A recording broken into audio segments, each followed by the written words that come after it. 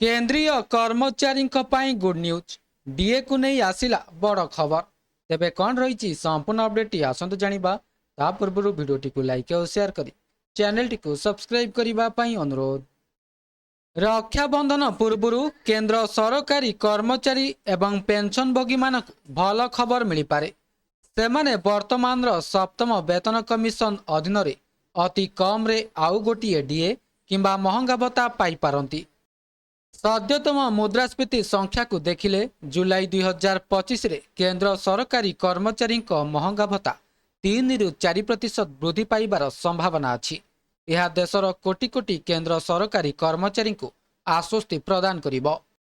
साधारणतः महंगा भत्ता वृद्धि वर्ष रे 2 थर फेब्रुआरी किंबा मार्च एवं सेप्टेम्बर किंबा अक्टोबर रे घोषणा करा जाय, जहाँ यथाक्रमे जनवरी एवं जुलाई रु लागू होता है।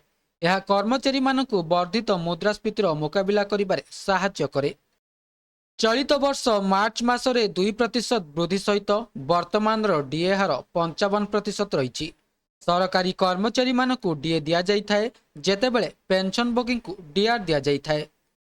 सद्यतम मुद्रास्फीति तथ्य अनुଯାयी डीए एते वृद्धि पाइबार कल्पना जल्पना रही। डीए घोषणा हेबा मात्रे कर्मचारी मूल दरमारे एक बड़ वृद्धि हेबो बोली आशा करा जाउछि।